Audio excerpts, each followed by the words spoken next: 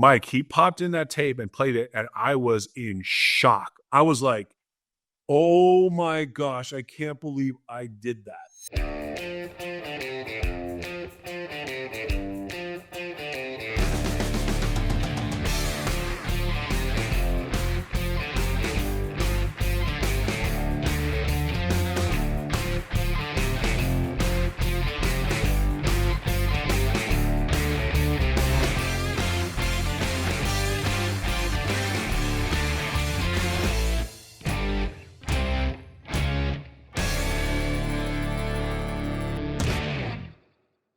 My name's Mike Lacey, and I am pumped. I am meeting today with Mr. Byron Rex, actually not another, I'm just one of the also-rans, but one of the great tight ends of BYU history. Byron, thank you for being with us. Oh, Mike, thanks for having me. I love the fake excitement that you have for me being on. I appreciate that. Oh, trust me, I was just watching you score a touchdown against Hawaii, of course. Yeah, that one seems to be on rerun in too many homes. Let's talk. Well, and I think there's some cool stories that come from that. So we're going to hold that till later, if that's all right. I love it. Yep. Byron, it's fun to get connected with you, and it's kind of a side door intro that I got. I've always been familiar with you, but my son plays basketball at Southern Virginia University. Love it. And we've made friends with the Herricks, Monty and Melanie. Great people. Great people. And then, they find out that I'm doing this podcast. I'm just having fun, talking about people and games and stories and situations, and trying to bring in the uplift from maybe the adversity, the things you've learned. So anyway, they said, Mike, you got to talk to the Rexes. Do you know the Rexes?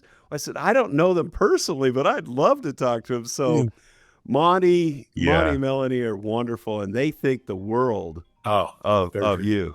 They're great. They're great. That's a great family, and you obviously know the history. And if you haven't had Coach Herrick on, have Coach Herrick on. Which all right, now stop right there because talk to me. I just talked to James, Coach Herrick, on Coach Tuesday. Herrick. And this guy was spitting out wisdom. So in a moment, I want to hear more from you about him and that family. Yeah. So or even now, if you're ready. Yeah. So he's off the charts, first of all. Off the charts. And humble, he defers everything. Well, and John Wooden deserves a lot of credit. Sure, but when you come in after John Wooden, 12 years after, and win a national championship, that's crazy. Yeah, Coach is something else, and he's full of wisdom. I agree 100%. Anyway, so the Herricks moved to San Clemente from, they were probably near the fires. They weren't in the Altadena area, but they were up that way. They came, and of course I knew the name, but I didn't know the relation. And then Cade, which is their youngest son, and my middle boy, Preston, fast became friends. It took like 2 seconds to figure out they both like sports. They both played basketball, did everything. And then Cade comes over, and I think I accidentally say, hey, I know this coach at UCLA. And he's like, that's my grandpa. And I'm like, got you. It's instant family at that moment. So, and then, Monty and Melanie have been so wonderful. They helped Isaac recover. Melanie helped him with rehab. I mean, they've been so great. And then, Mike, I have to tell you this story real quick. So your son plays basketball. They must play really good basketball at Southern Virginia. And I'll tell you why. Kate came home during the Christmas break. So comes home, texts me and says, are we playing hoops? And I said, yeah, we play at this place called Stance, which is basically LDS Run and Own, which is a sock and clothing company. And this is in San Clemente. It's in San Clemente. That's where we're from. That's where we live. So so I said, we're playing at Stance. There's a kid that played at Notre Dame, kid who's played at a JUCO in Utah, one of the top players there. A couple of football players, one University of Arizona, like a handful of Division I athletes, and then an old man, a couple old men, and then the oldest man playing with them. But I'll tell you what, they must play great basketball because Cade was cooking over Christmas. No way. Cade Cade, my wife and I, we go out to the games quite often, right. but then we're able to see a lot of them on YouTube. I love it. I got to turn them on. Yeah. This week, Cade, our Southern Virginia team, the Southern Virginia Knights, the only problem with this team is they're red. But we won't hold against them. No. The SVU Knights, Cade, they were behind with like a minute and a half to go by 5. Okay. And it didn't look good. And then all of a sudden, Cade, it almost looked like a fadeaway 3 that was nothing but net. I love it. And he hit a bunch of those on a bunch of kids. We played one game, and it was like Cade was just cooking. And I'm like, Cade. So to watch his improvement, he was good before the mission. He was good after the mission. He is really good now and even getting better. The problem is we got to have him continue in his grandpa's footsteps. He's got in his mind he needs to go into business. I'm like, no, forget all that. We need a coach because he's a born leader type. Him and my son Preston are 2 peas in a pod, very similar.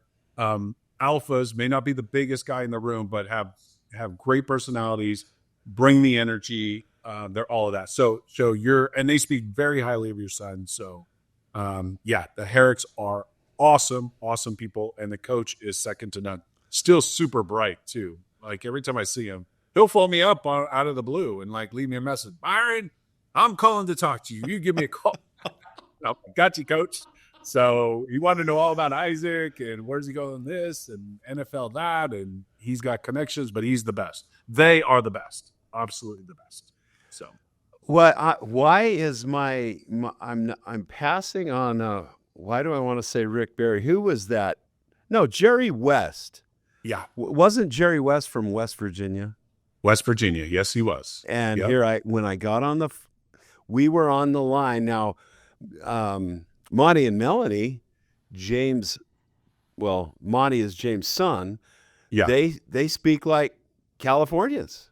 Oh yeah. No, but when I got on the line with Coach Herrick, that dude's from West Virginia, and he sounded like Jerry West. Yeah, he was way ahead of his time. I don't know if you guys got into this, but I remember the scandal because he took a kid out for a burger or a dinner or something at UCLA. I think they were just looking for an excuse, right?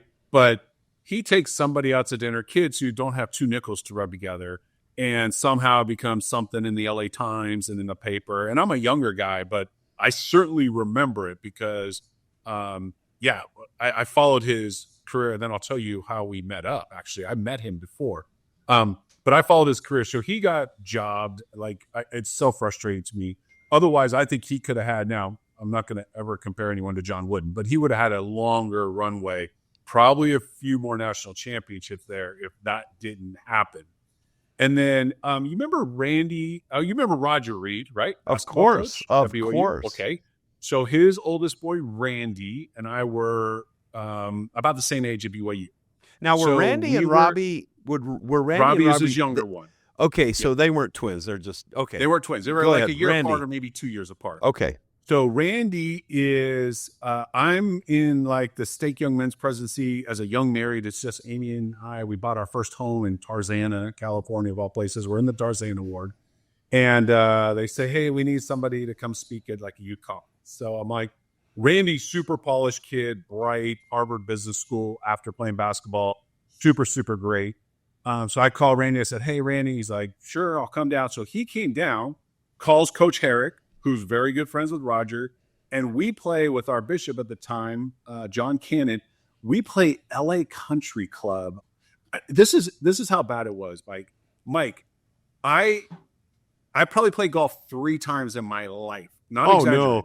No. The 3rd time or 4th time I played was the LA Country Club, one of the most exclusive country clubs in the world. And Coach Herrick comes on, John Cannon, Randy, myself, playing with Coach Herrick. That was the first time I met Coach. We played, and I was terrible at golf. But anyway, he like taught me the rules on a golf course, which is one of the most exclusive clubs in all of LA. So that was my original introduction to Coach Herrick, and he was been awesome ever since. Now let me tell you, Byron. Yeah, you don't chip off the green.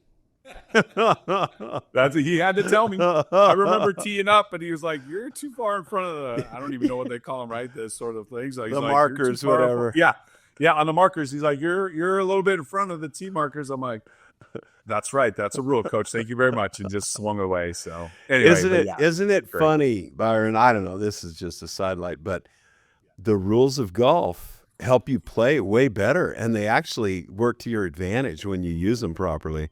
It is. It's amazing. Yeah, that's a life lesson right there, Mike. Absolutely. But yeah, Herrick's nobody better. No family better. And one more thing, based on what you said, last night I was on not a Zoom call, a FaceTime call with Luke. There in Southern Virginia, and his roommate Cade Herrick walks in, and so we're talking to both Cade and Luke, and I said, "Guess who I'm going to talk to tomorrow?" And he was so pumped. And then he said, "You tell him hi." And then he went on about how you were playing. He thought you were still playing at the rim or above it. Oh, and that he couldn't. He was bragging on you. And here, you're not that much older than me. You're still playing real competitive basketball. So that's pretty impressive. I mean, if you're like me, Mike, and every tight end, this is dead true. It's true for Isaac. It's true. By the way, I play with Dennis Pitta. We play basketball. Oh, man. Pretty couple times a week together. Not competitive. Well, not at all, Dennis. Of course not. But we play a ton of hoops, and every tight end, in my opinion, is a frustrated basketball player. That's literally all we are. It's just a frustrated basketball player. Good. I'm glad you're part of the group, Mike. That's all I am. I love hoops. My dad was a basketball player. Isaac, we raised him playing basketball. Like, we love basketball. But, so every tight end is just a frustrated hooper. So I continue that. I play with my dad. Isaac played with me. My boys play with me.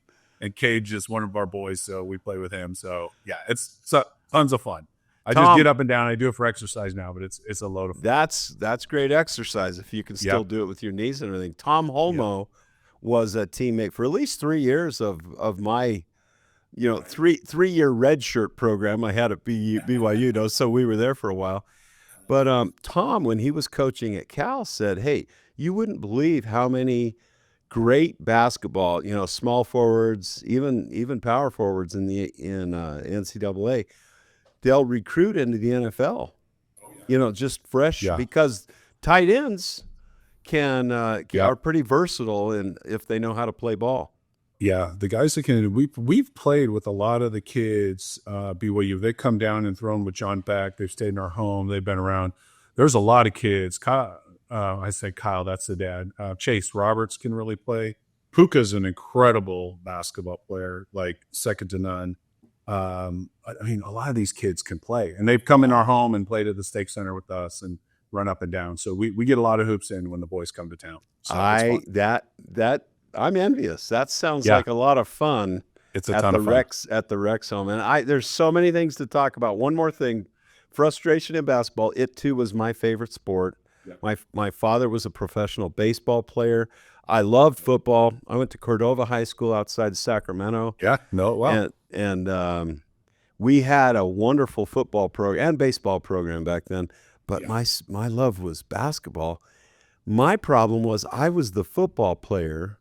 So they'd always, and Bill Cartwright was the same year. Remember, 7'1"? Of course, I know Bill Cartwright. USF? Did he go to San Francisco? He went to USF, and then of course the Chicago Bulls. Of course. But Bill Cartwright was their whole team. They were one of the top teams in the country. We had to compete with them all the time. But here I was at stretching it to 6'4", and he's 7'1".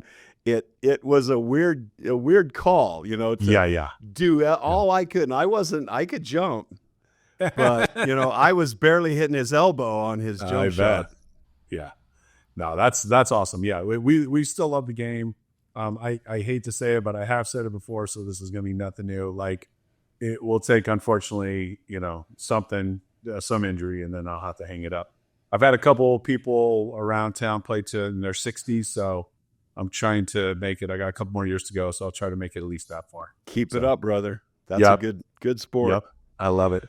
Hey, I love that Preston is on the team this year. Isaac, of course, made a big name for himself, despite the most harrowing injury that a kid could go through.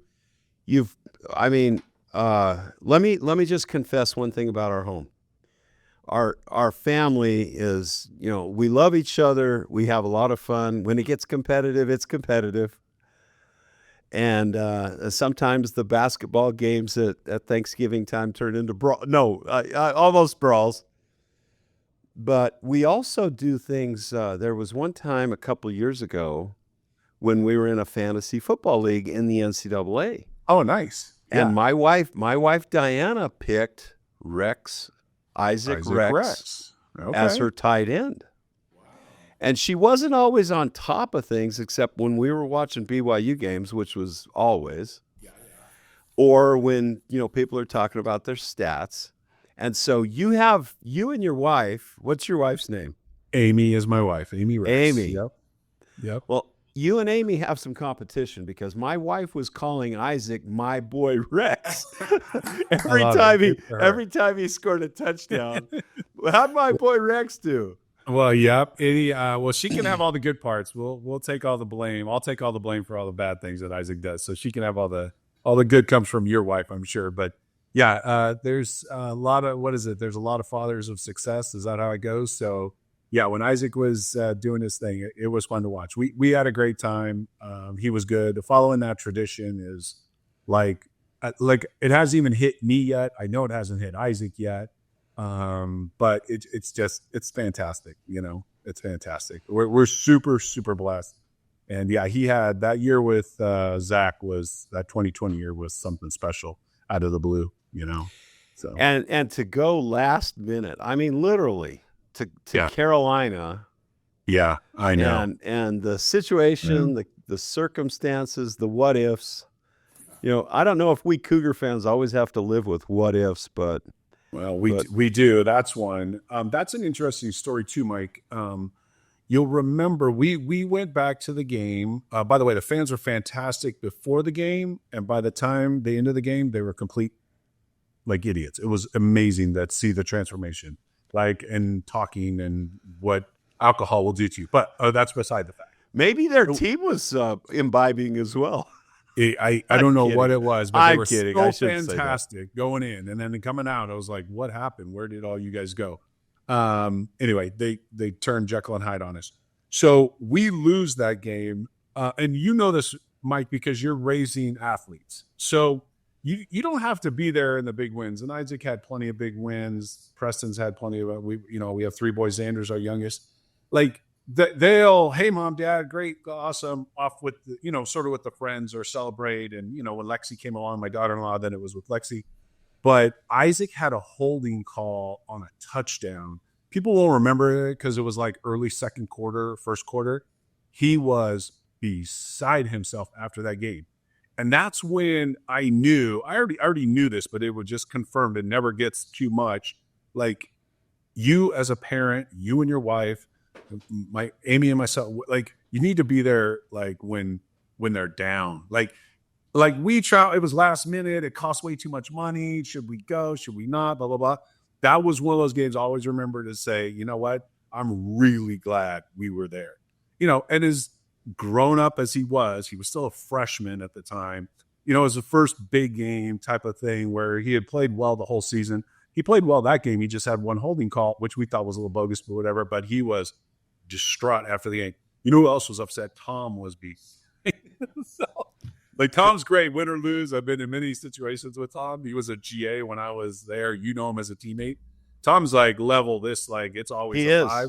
He was not a 5. No more professional guy than Tom. Yeah. In fact, when that recent Utah game, and for our audience, because this will come out in weeks, we're broadcasting or videoing this a week and a couple days after the fires in Southern California started.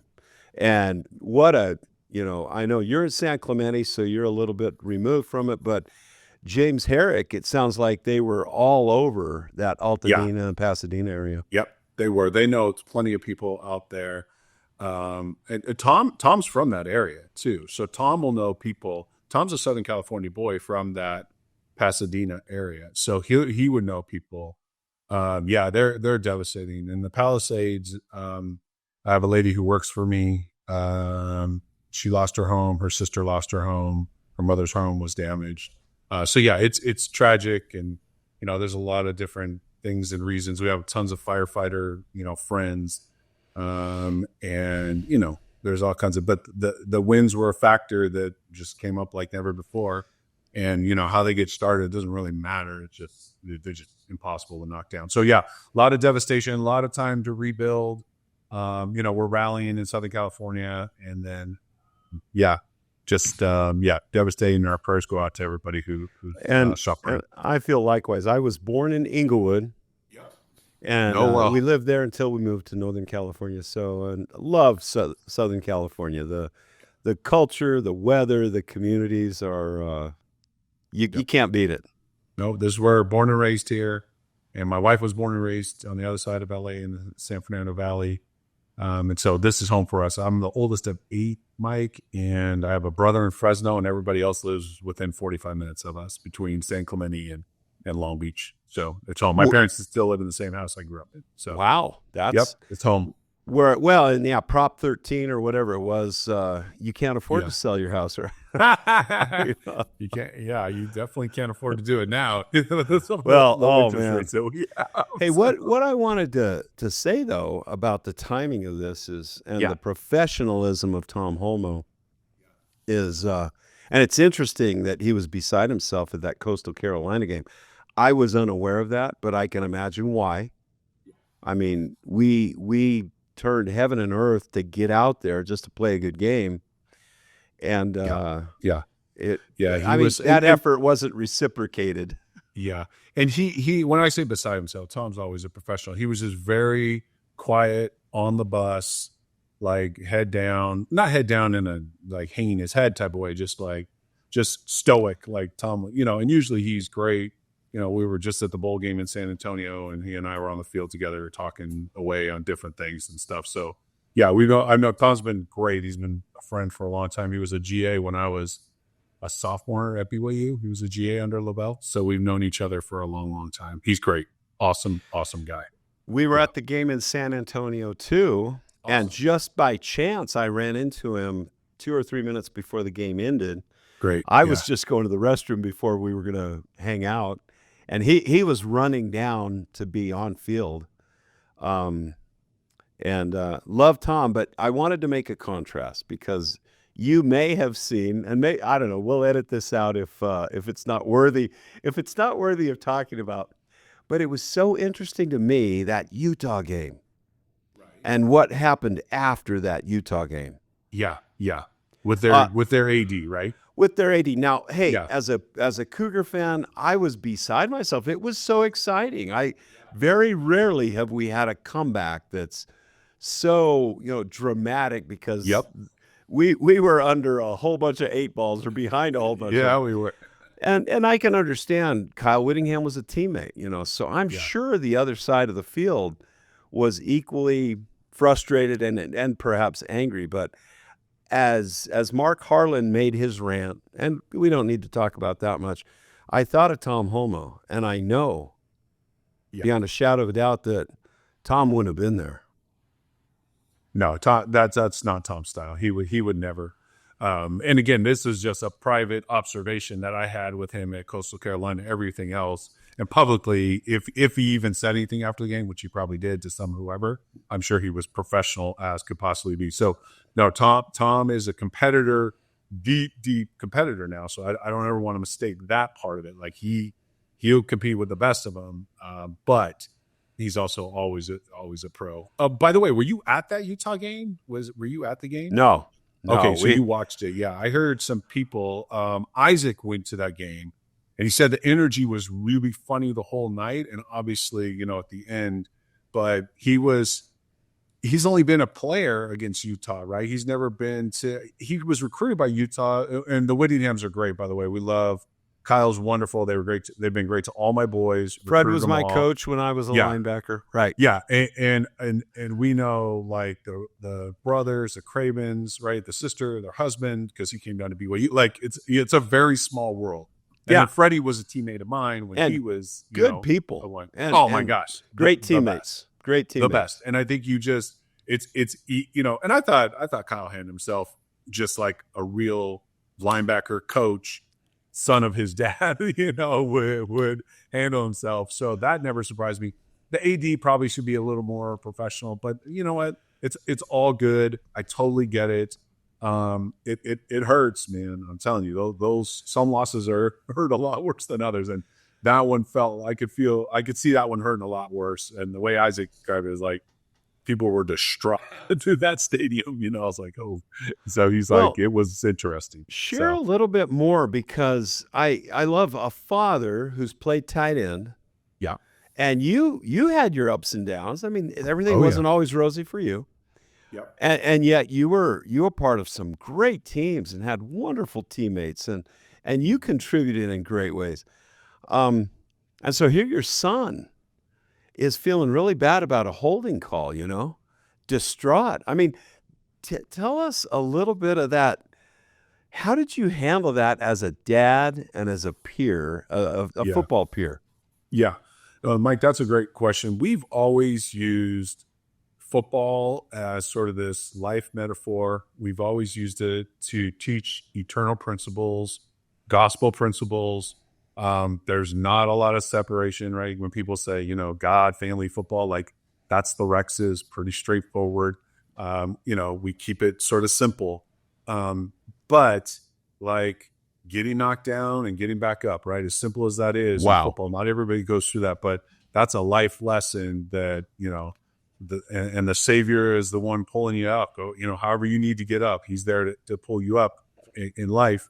It's the same thing in football, whether it's a teammate, somebody God's put in your way, to help you up. That's what we did. And I was just a piece, I believe obviously in a pre-existence where Isaac and I decided to come down together, right? And just say, I'm a couple years ahead of you, but don't ask me why I went first. He probably should have gone before I did, but who knows?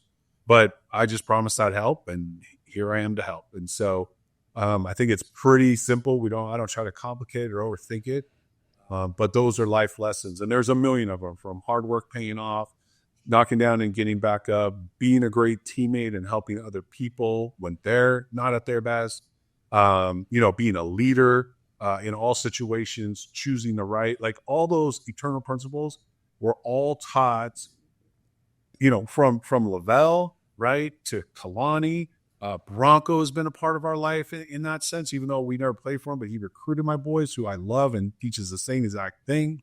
These are all things that we just put into football. Now, you could probably do it in playing piano and music, which our boys like to do. You might be able to do it in dance or some other place. We just chose our vehicle to teach these principles as football. And it's been, knock on wood, right? We endure to the end. So we got a long way to go. A lot of time, much more time without football than with football.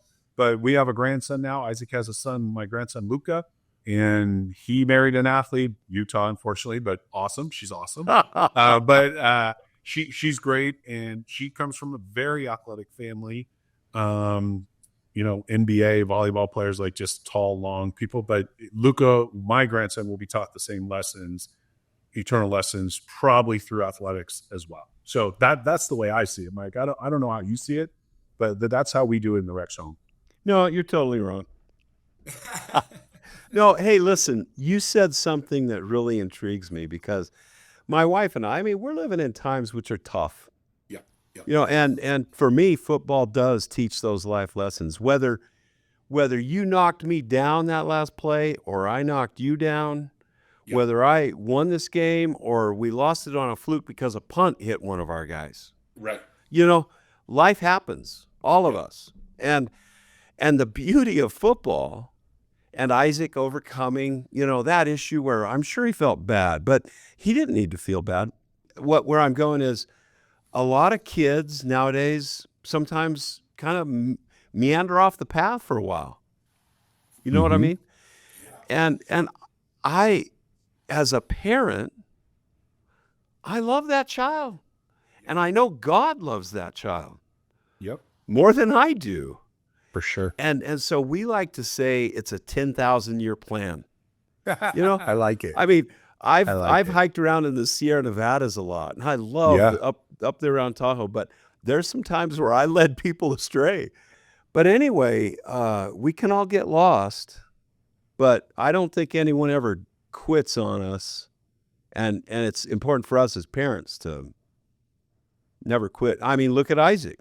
He had an injury that could have knocked him out for, never play football again.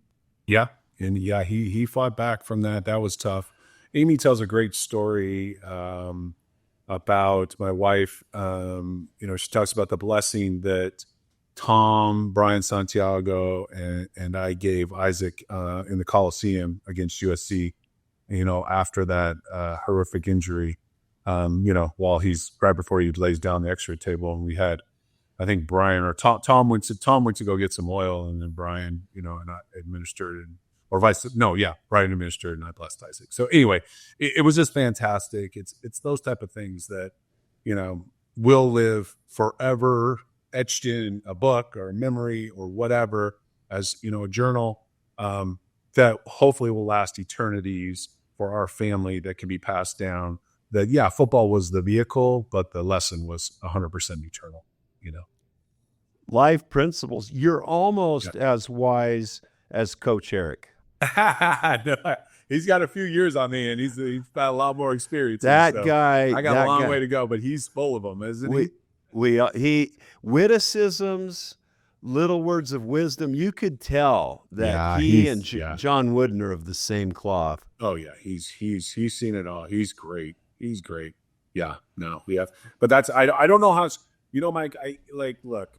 There's people go astray all the time, and it doesn't mean my kids won't stray off the path. And, we had somebody in talk, one of our patriarch's son gave a nice talk, and he said, look, you don't want to be the person crisscrossing the straight and narrow on both sides, And then sometimes I feel like that, like I'm just sort of passing by straight and narrow to the other side and then dipping back to the other side.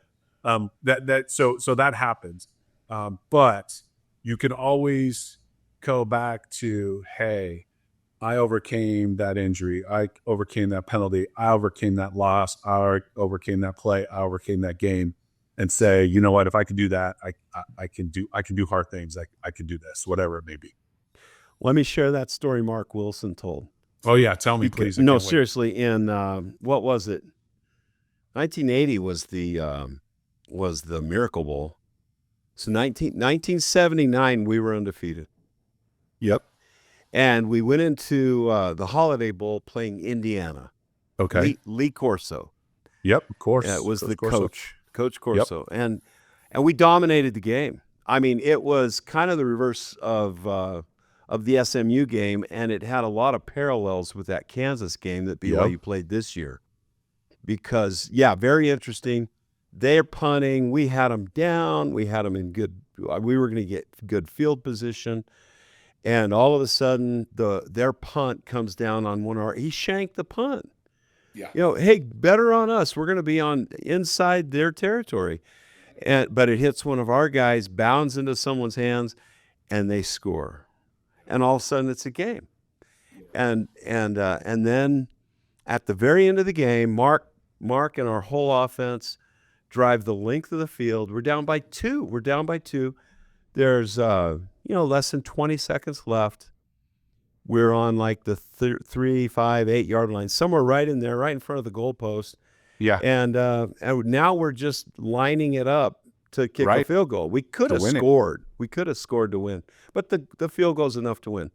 Sure. And Brent Johnson had the record for consecutive extra points, right? Oh my gosh! And this was essentially an extra point.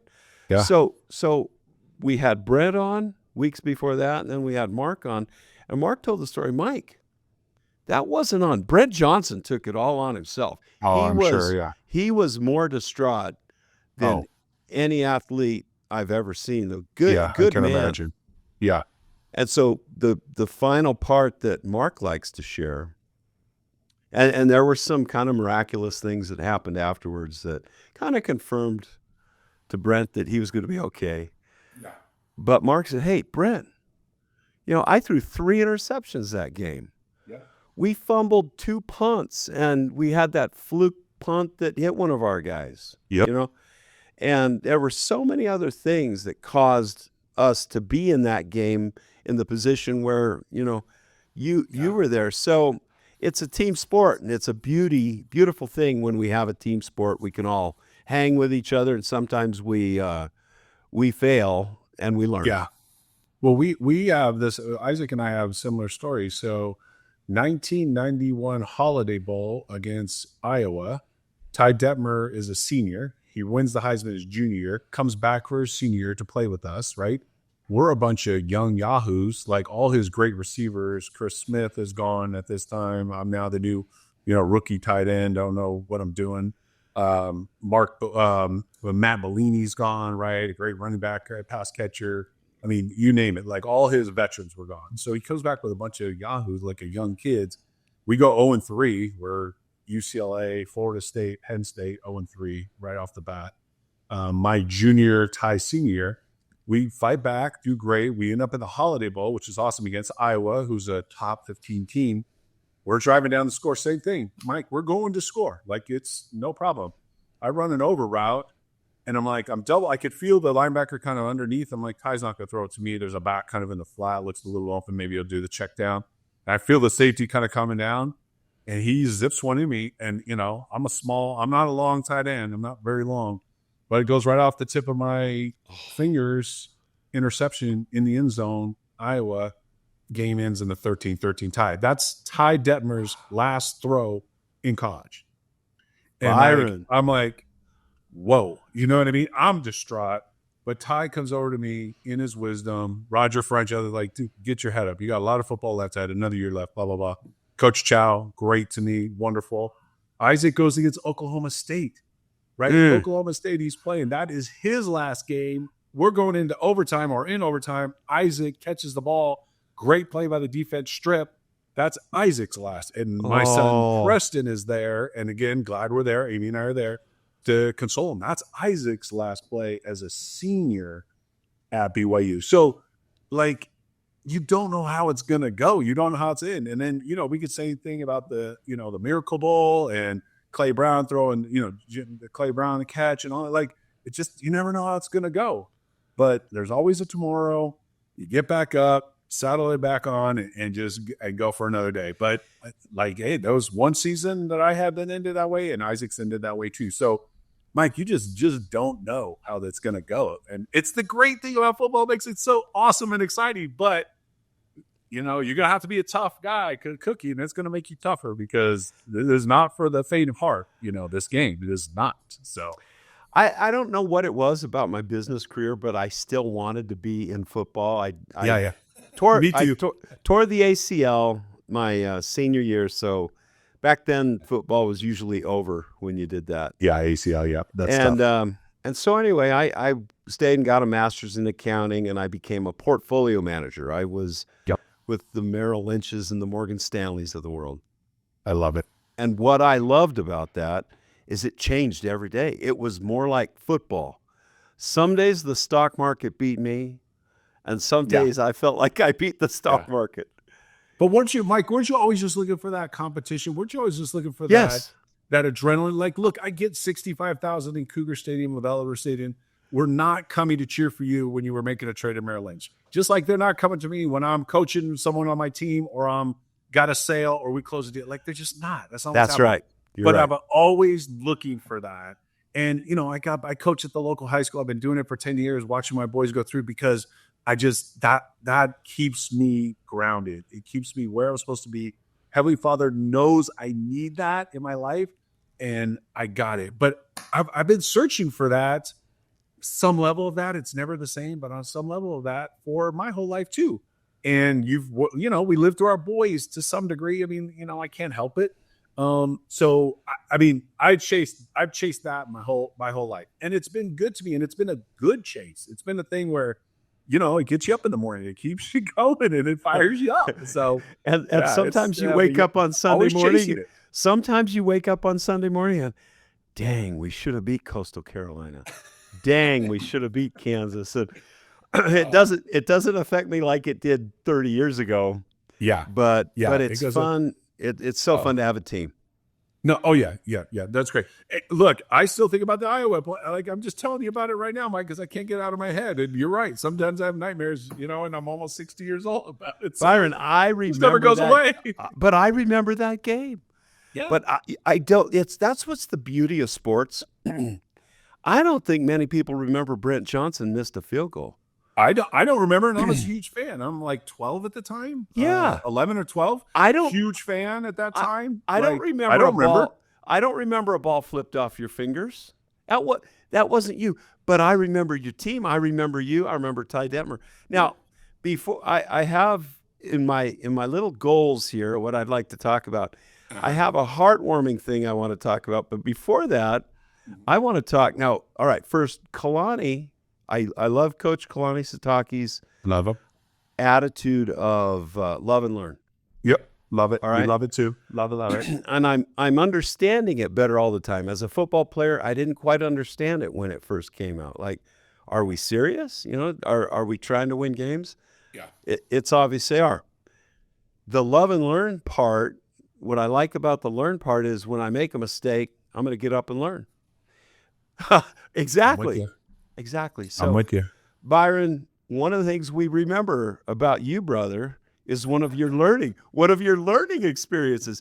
And seriously, I come away with this with very positive understanding. So I'm not trying to denigrate you. No. So will you share that Hawaii game? What was the situation? Where were we in that season? Yeah. Why was that game such a big and emotional game? First of all, Mike, that's the worst thing I ever do on this earth. Like, I mean, I am straight through to the top. Trust me. You're making it. Like, you're making it. There is a 10,000-year plan. You're okay. You're there. I am straight there. That's the worst thing I ever did. So let me just say that. Like, I made a lot of mistakes in my life, and that was one of them. But it's a longer story than people realize, and I'll give you the abbreviated version because we go for a while, but I'll be thorough about it. So the first thing to understand is that my mom was born and raised in Hawaii. We are Hawaiian. She is Liana, Chin. These are all maiden names. Kui Pua. These are all of my mom's names. Okay, so Hawaii has a special place in our heart. We were raised Hapa for half, right? We were Hapa. My dad's a big, tall English guy. But my mom is a beautiful young Hawaiian lady who moved to the mainland and met my dad when she was 16 years old. And football is real in Hawaii. Football is real in Hawaii. Hawaiians are real. Hawaiian warriors, all that stuff. So, we're Hawaiian. Like, that's just is what it is. The only reason, like, my sister's names, Leliala Anolani, Kyla Meliana, Kalena Ku'uloke Malia, Mailile Kilikina. Like, these are my sister's names, okay? I love it. We are Hawaiian. I'm Byron Rex because I'm named after my Irish white dad. So I'm just, so we're all Rex. Okay, so you have to understand that first. So then you got to rewind. This happens, the situation you talk about, and, I say a few choice words, which I'll never forgive. I'm pretty sure it was Steve. We'll have to go back and look. But I think Steve was doing the commentary because he was with the LA Express at the time, so he had to fall up. He's doing the commentary. And he decides not to speak at the time I decide to speak and say a few choice words. So we can blame it all on Steve if we want. We can start there. But you got to rewind a year back. Ty Detmer wins the Heisman Trophy next to a pool at the Princess Kaiolani Hotel in Hawaii while we're there to play a game that night. You remember that part, right? I do. On TV. And, you were on TV, Glenn Tuckett, Coach Edwards, the whole group. Perfect. We're all sitting there, Ty. Yep. It's like delayed, and they make the announcement, and he's like he can't hear it, and I could see the scene because I'm behind the camera, so I'm looking at where like Chris Smith and Matt Bellini and anyway, but LaVell, Ty are all kind of in the shot, and then the rest of us are sort of watching. Okay, so he wins the Heisman Trophy. We by the way, we have one loss, and we're ranked, I'm pretty sure, in the top 5. We were number 5 in the nation, if I remember correctly. But we are in the top 5. We had already beaten Miami that year, right? That's how we started the year. That's that same year. Huge. Our only loss is to Oregon at Autzen because they watered the stadium and we didn't have cleats long enough and we slipped all over the field. So there's a conspiracy for you right there. So anyway, know that happened. Yeah. So just mark that down for anyone who played in 90. That's 1990. Okay. So this is 1990. So he wins the Heisman Trophy. We are super excited. Not only does he win the Heisman Trophy, we're in the top 5. We as a team have the goal, because this always happens to young people, Mike. We think we're too good for the Holiday Bowl. We should go to a New Year's Day Bowl. We're in the top 5. I think Miami, their only loss was to us, and they were like either a spot or 2 ahead of us. And there was a chance that we could like jump them. No and doubt. We thought we were like the greatest thing ever. Okay. And I thought the same thing as one of your fans. We were good, but here's the deal. You know what happened when we went to Hawaii that night, right? I do. We got smashed. And I mean smashed. And it was beer and F-bombs and litter and throwing. And so that's the year before. Oh, that's 2 years before. Let me interrupt you I'm a young, impressionable sophomore playing backup tight end at the time. And okay. I'm going to interrupt you real quick because on the video, it looks like you're playing in the middle of a dump almost. It's a nice looking field, the AstroTurf there. It's not a forgiving turf, but there's garbage all over the field from what you're talking about and stuff. But exactly. That was the good stuff. But there's also like water bottles. Well, they didn't have water bottles back then. Who knows what it was, but just stuff was on the field. Beer cans. I agree. Yeah. I mean, it was brutal, and beer's all over you and blah, blah, blah. Okay, so that's 1990. Then they come, and you know this because you probably played against them. They can't play on the mainland, which is fine. It just is what it is. So they come 1991, and my junior year, we just sort of wipe them out, and it's sort of over, right? That's Ty's senior year. Okay, we go back to Hawaii, 1992. It's still a heated rival. Obviously, great LDS, wonderful people there, including family members of mine. We go. I score that touchdown to go up in the score either late in the third or in the fourth quarter. And I'm thinking, we have this. I look up to the scoreboard, and I think we go up 5. Don't quote me on that, but we go up by a certain amount where it was wasn't going to be easy for them to come back.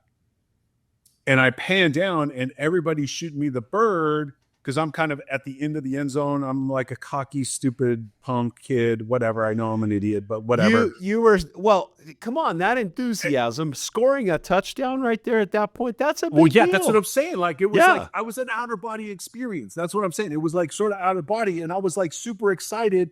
But when I pan down, people are yelling stuff at me, and I just returned the favor. And people think I flipped the bird, but technically I didn't. I was pointing, but I was very vocal about what I was saying. So you were giving them love signs.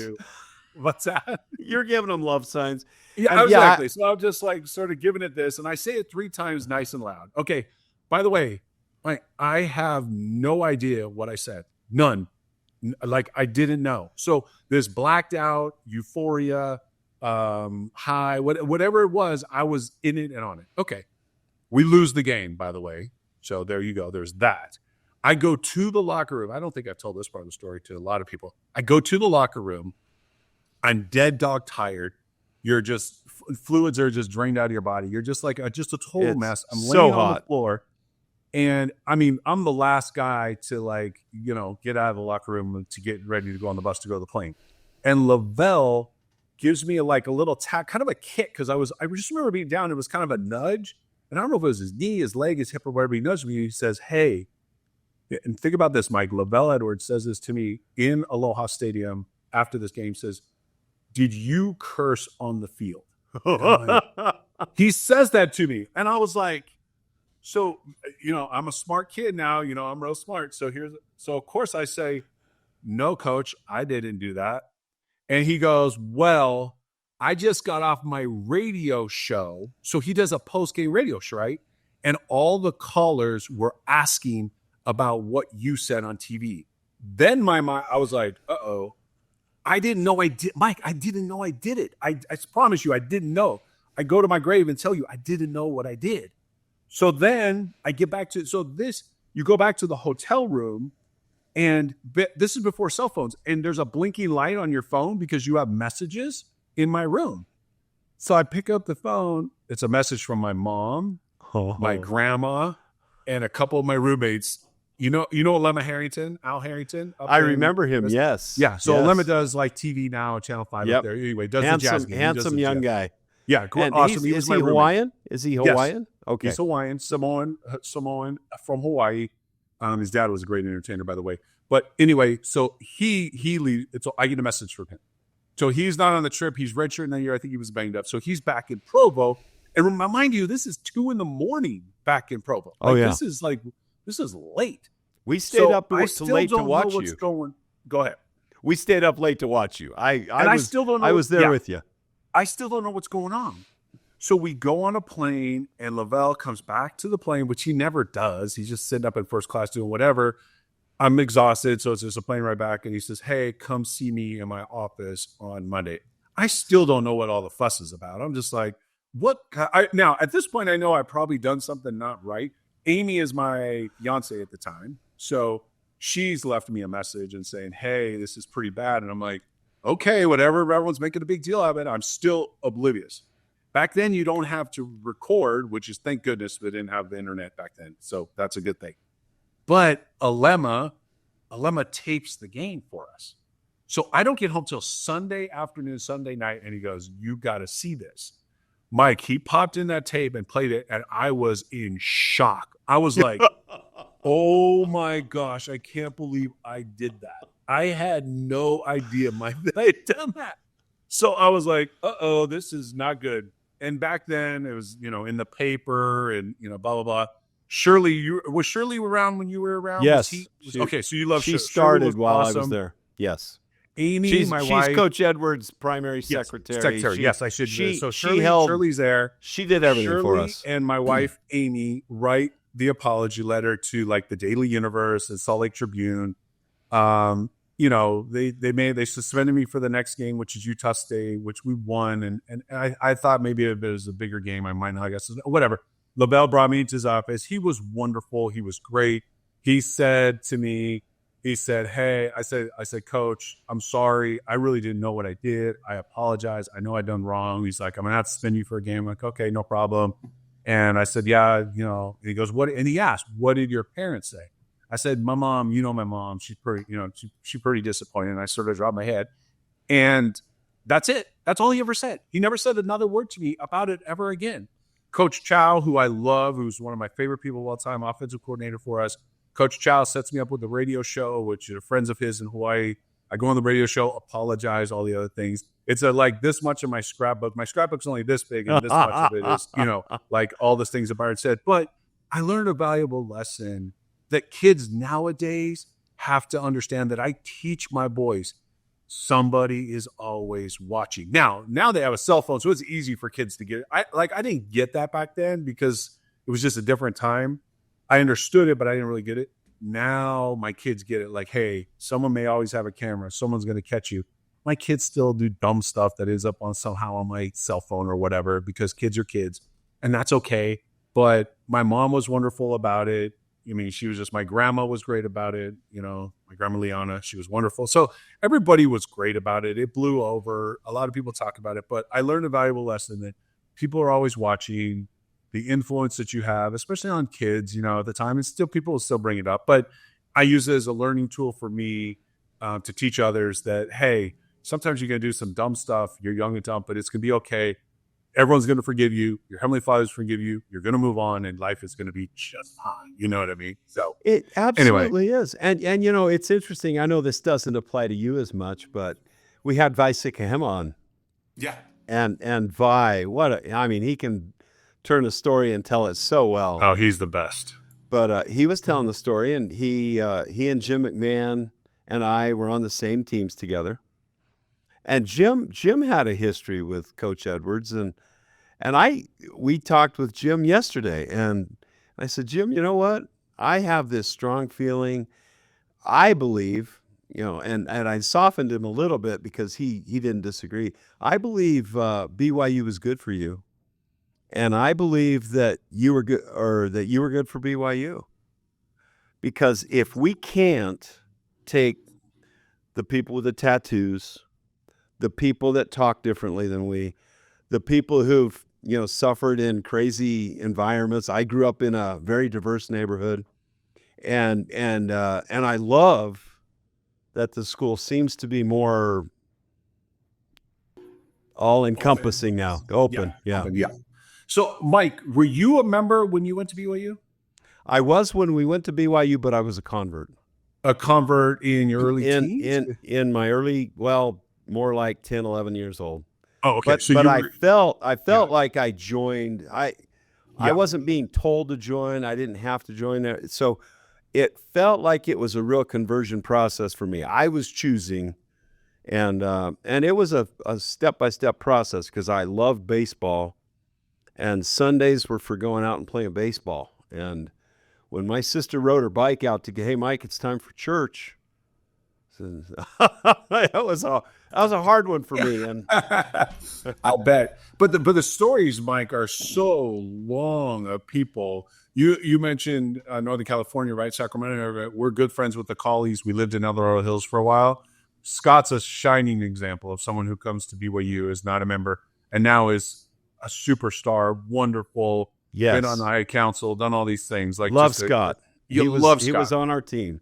Shining example of the gospel. And the list is, and Jim may or may not have joined the church. It doesn't even really matter, but he knows like great people and knows what the LDS culture. And like you said, it made him a better person. The list is a mile long. I can name tons of people. Tom, we talked about Tom. Yeah. Tom's another one. Comes as a non-LDS, athlete and leaves as, he's all time. So yeah, Bring him. You have to. There's a set of standards. We don't care what your religion is. Just bring your standards with you. And then if you leave one of us, and they'll be great. If you don't, then awesome. But I was at Ty Detmer's baptism when I was a player. We were there, and he got baptized with Peter Tuipulotu, great running back. Together, They got baptized. I remember the those same men. night. Yeah. Hey, but when I was getting my master's degree at BYU, one of my professors, curious about our football program, he said, Mike, it looks to me like sometimes LaVell winks. He blinks. He doesn't see everything that's going on, or chooses not to see everything that's going on. Because, we have a lot of standards at BYU. Air Force Academy has a lot of standards. The church has a lot of standards. And we had a really cool conversation because, and Jim McMahon was a player. People knew of some circumstances on our team where some people were maybe caught not living up to the standards, and that's even back then before social media, it was very visible. People would report or whatever. I like to think, again, because now that we have our alumni reunions, there were guys, I'm serious, that were on that team, and I knew they weren't living the standards sometimes on a Friday night or a Saturday night in the off season. And some of those guys now, in fact, more of them than not, have served in high councils, have been bishops, have joined the church. And their lives, they were good for us. And I think we, the church or the school, were good for them. I'm proud. I don't know. I guess we're not supposed to say proud, but I'm proud of the circumstances that BYU's in now. And look at the inclusion of guys, Jewish, Muslim, basketball, football, and they work together as a team. They're not fighting, hey, I'm a return missionary and you're just a heathen that is partying too much on the weekends. We've always had people that have broken the rules, and we've always allowed for repentance. And Byron, your opportunity for repentance was kind of visible to all of us. I understood the circumstances, so but for the grace of God, go I. It could have been me. So thank you for being a great example. Yeah, no, he was sin. Let him cast the first stone, right? That was never any of us, and we were always accepting. You were always a teammate. Derwin Gray, who's by the way a great pastor now. He's another one. I love his messages. You could get him on the podcast. Let me know, and I'll get you his number because he's wonderful. But Derwin's wonderful. Eric Drage was a captain at the time. They all came to my defense and wrote a nice letter and said, I should play or whatever. And, just basically saying nobody's without sin. And so I never felt really judged. I never really felt like, okay, this is not the place for me or whatever. That was never an issue for me. I was amongst, sinners myself, other people, and everybody just loved one another and moved on. And Kalani's like taken that to, I mean, even another level to me than LaVell. And my kids have been huge beneficiaries of that love that Kalani has for each one of those players, no matter what your background is, And Brother Byron, you are an example to me, not only for what Melanie and Monty say and Cade say about you, but what you've shared with us. Because, hey, like you said at the beginning, if that's the worst thing you've done in your life, you've got a pretty straight and direct entry. And you don't want to talk to Amy. You don't want Amy on the podcast because, I'm not. There's other things over there. But no, but it's the plan. That's what we came here for. You know what I mean? And mine was a little blip on a thing on a Saturday night, at 2 a.m. in Hawaii, and that's okay. And if somebody learned from that, I awesome. I was a tool. And if someone didn't learn from me, that's okay too. Yep. So love and learn is what the team is saying now, and you're an example. I'm with it. We're all with it. So we lived it. I've kept you on more time than you promised to give me. What do you have any final feelings or thoughts that you'd like to share with us today on Beyond the Game? No, I first of all, thank you, Mike, for having me on. Like I said, and the Herricks speak volumes about you. And there's a lot of people that should come on your podcast. And if you ever need a couple numbers, let me know. I know you have a lot of them. Yeah, I want to do that. That'd be great. But we got people that would love to come on because it's a great message. I have a ton of love for BYU. I brainwashed my kids into going there because of the wonderful experience that I had. Isaac, his NFL career doesn't go the way he wants it to because of the injury. And guess what? That's totally okay. And everything is fine. He has a wonderful wife that he met at BYU. He has a wonderful son now. He has great teammates that he'll be friends with for life, just like I was, and off to the next phase. And he'll take all those lessons that he learned and use them in his life to be a great young men's president but whatever he ends up doing in whatever walk of life he ends up doing it. And Preston's doing the same thing as a sophomore now. And I have one that's putting in his papers on his mission here in the next month or so. And hopefully he'll have the same experience. So I'm literally eternally grateful for BYU athletics, because I met my wife there too. None of this would have been possible, the Rex family, without BYU and the wonderful people headed up by LaVell, next with Coach Chow, Tom Holmoe as a GA, and the list can go on and on and on because so many of these people, including my teammates, affected my life. And I am just eternally grateful to just be a piece, a spoke in the huge cog in the wheel. So thanks for having me on, Mike. It's been great. I could talk about everybody forever because I love all these people. So thank you for having me on. It's been a great pleasure. Byron Rex, you are a light to us. We didn't talk about Preston much.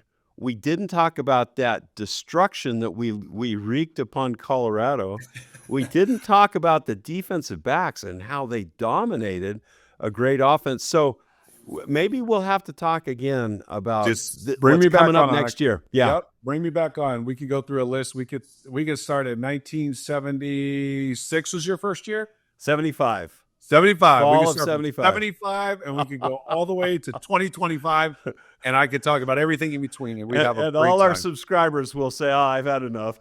Yeah, No, you and I will nerd out on it. Other people will be like, wait, what? Who's he talking about? I love these stories. Thank you. And we learn from them. So you've been awesome. Thanks for taking your time today, Byron. Thank you for having me, Mike. I appreciate it.